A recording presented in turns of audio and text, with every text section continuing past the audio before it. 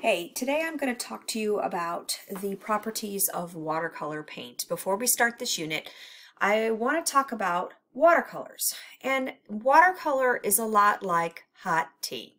Okay? I don't know if you've ever had hot tea before, but up here is a mug of hot tea. And the tea is brewed in hot water. And the tea becomes this translucent light brown color. And of course, we drink it, we like it. Some people like it over ice. Okay, well, some people like hot tea with milk in it. Okay, milk gets added to the tea and it becomes cloudy and it becomes more opaque. You cannot see through the tea anymore.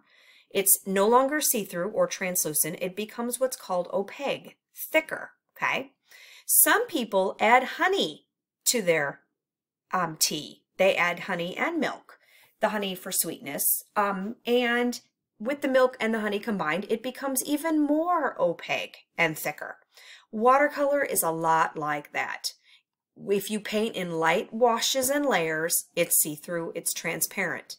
If you add milk to your tea, or in fact, if you make your watercolor thicker with less water, it becomes more opaque, and even thicker yet, it becomes very opaque. Now, my philosophy behind all of this is that watercolor should be translucent. It should be see-through.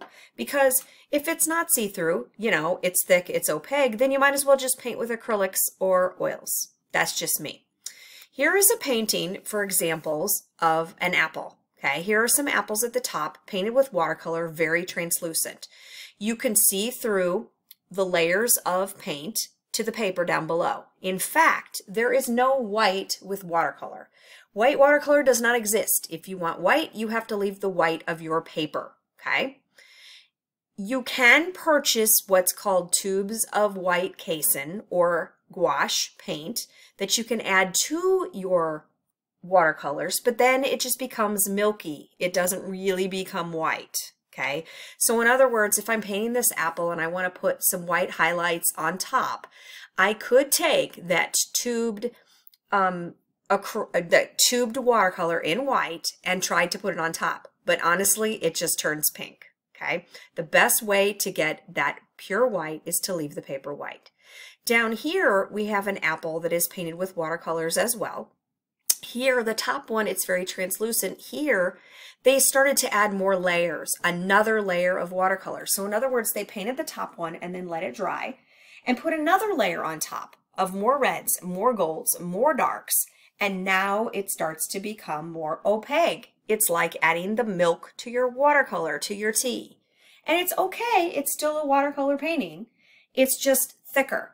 Then you let it dry and you get the details added, like this little stem. It's kind of like adding the honey to your watercolor painting, okay?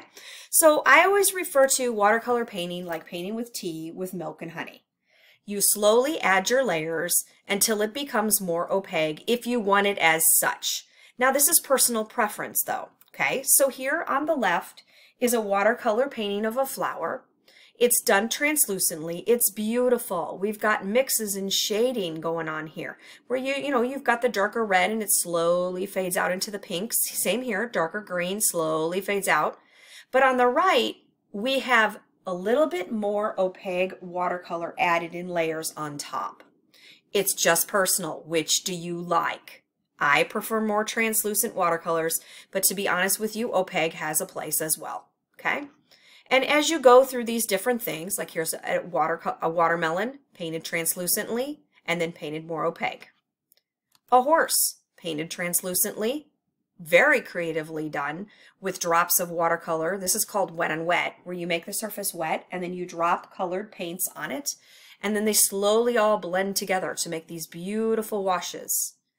The one on the right is done with layers on top to give it more detail. Again, just personal preference. Watercolors do fantastic things. You could add salt on top of it to make like a snowflake effect. Those are cool little things that you could do. You can lay transparent cellophane on top of it, like saran wrap and things like that. Those give you really cool effects. washes of paints where you drop down water and you set down your colors while they're still wet and you let it run everywhere. It's really cool if you let it dry and then take a fine ink pen and do detail work on top. I enjoy that.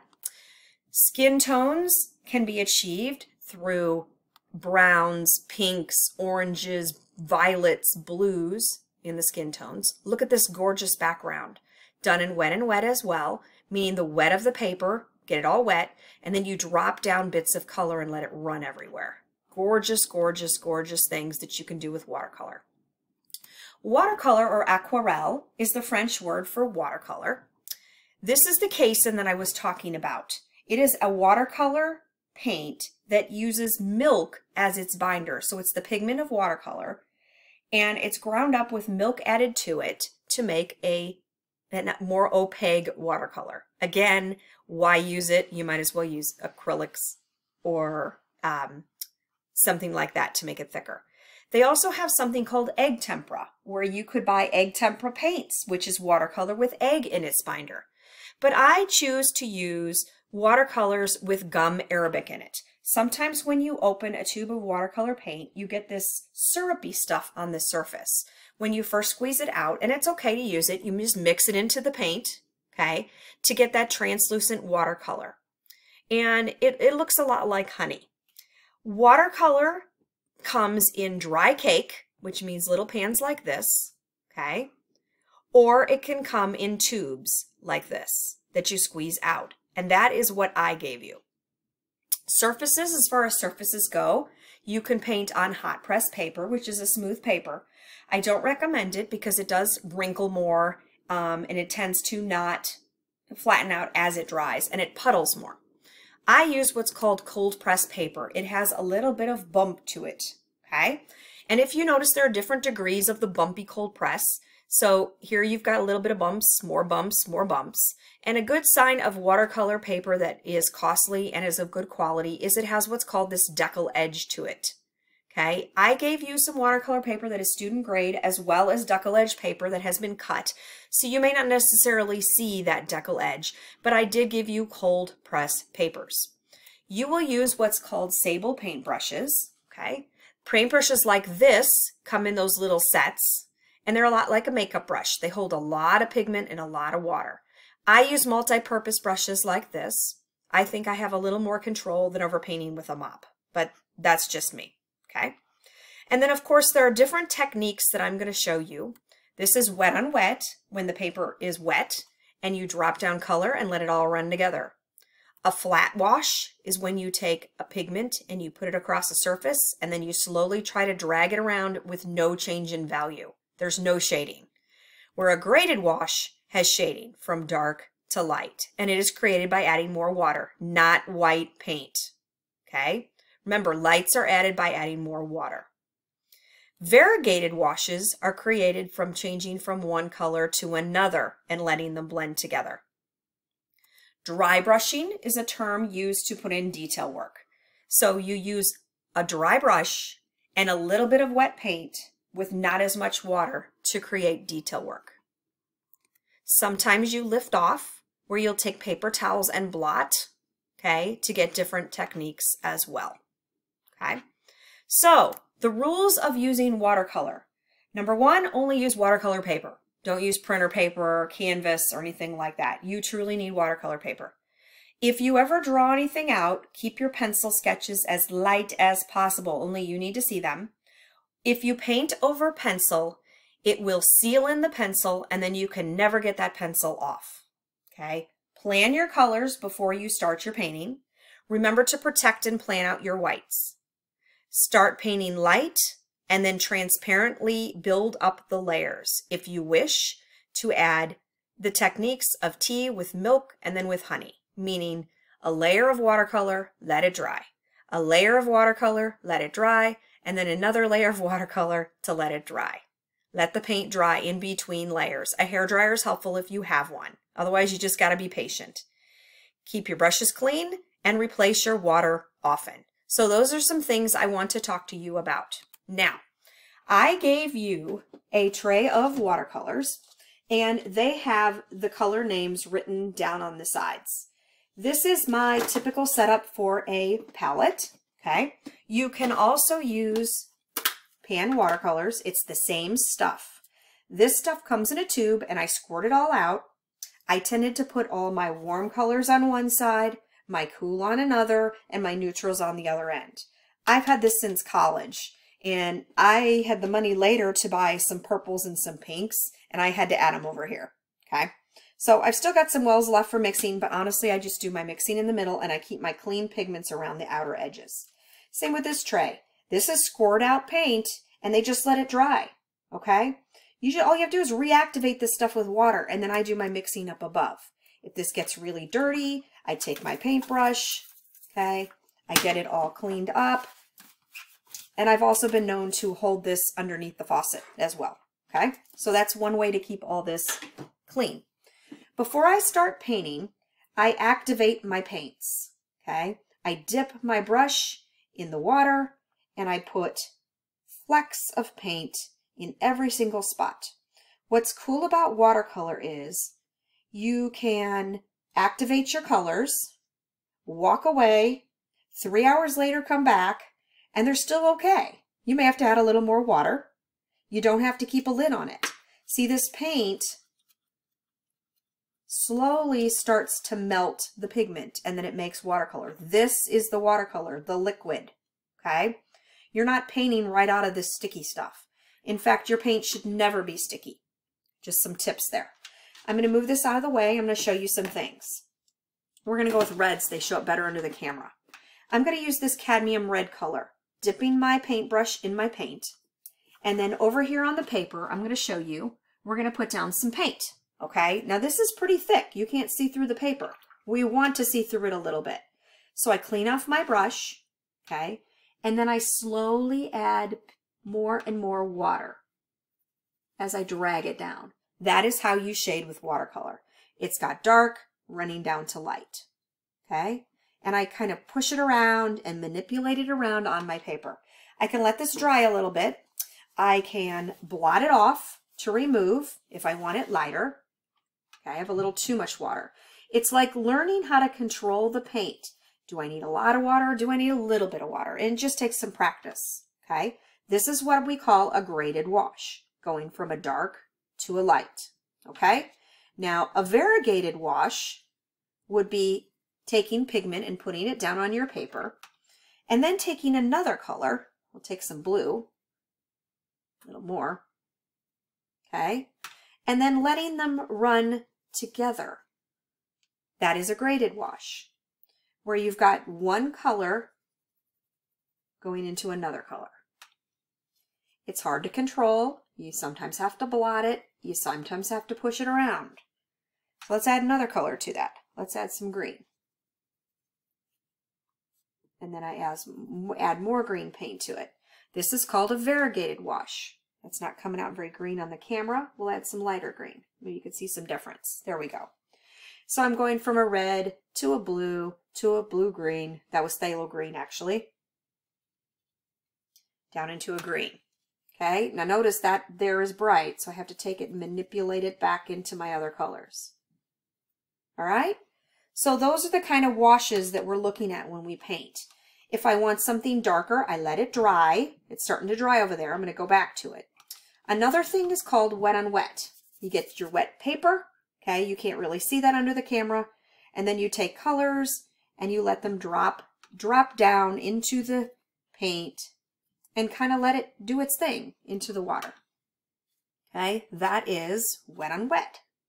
Take some greens. And it's kind of like paint pouring and marbleizing. That makes some beautiful effects. Another thing that you could do while it's still wet is take salt and sprinkle it on, and you get those little snowflakes when it dries. Okay, this is starting to dry over here, not quite. But I can go back now and start to add some darker reds. And I can go in here and I could pull darker color on top and slowly have it blend its way down. Let's try some brown in there.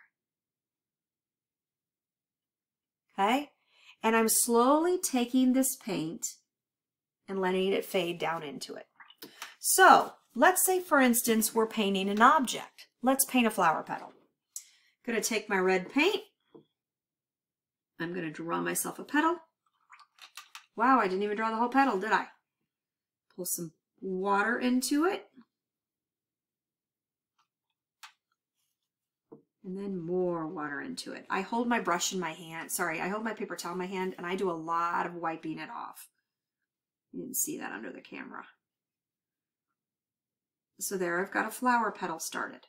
I'm going to go in and put some more detail, kind of like adding milk. Not adding milk, but making my paint thicker. And then I'm going to let that dry and go back to it here in a little bit. Let's grab some purple. Okay.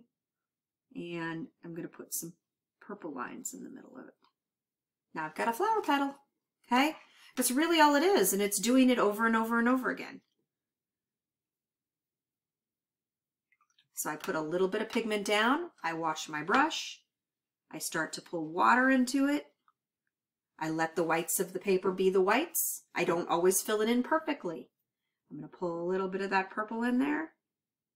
Got another flower petal. You got to kind of play around with this stuff, okay? This petal is not going to look just like this petal. In fact, every time I do it, each one is unique. And that's what's cool about watercolor. Now, if I'm not happy with that as it dries and it's too light, I can go back and add another layer. I could put more red on top of it. I could add more purple on top of it. And it's really cool. But what you can't do, let's say I want my flower to have a yellow center. I could start to put my yellow center, but then what's going to happen is that red paint now is going to bleed into that yellow. Okay, I can't do it too soon. I have to jump around when I do a painting because if I do it too soon, it bleeds. Now, if you want it to bleed, that's okay. Okay, there's another one. Another flower petal. I like that purple in there. I'm going to jump down and get some more purple. So I tend to mix my colors here, and I do a lot of paper towel blotting. I got to be really careful because purple, if it hits that wet yellow, I'm going to have brown. Okay? If I don't like something, you could do what's called lift off. Let me fix this petal. A little more on that one. That one got a little red. Pull some more purple on top of that. Okay? So, lifting off. I could take my brush and my water. I really need to clean my water. I can get an area wet. Okay? Then I can take a paper towel and I can lift it off. Notice it makes it a little bit lighter, but it will not erase it all the way. Okay? Could try another layer of water. Like I said, clean water would be best. And I could lift it off some more. So if I get where I have an area that I don't like, I could make it lighter. It's just kind of difficult. Think of these as stains. Kind of like on Easter when you guys take Easter eggs and you drop them down into liquid, into your dyes. That's what kind of watercolor is. It stains the paper. In fact, it'll stain a white t-shirt very easily, and yellow's the worst. You add yellow paint to a white t-shirt, you're going to have a hot mess. Okay? So I just wanted to show you some properties of working with watercolor paints before I give you some assignments.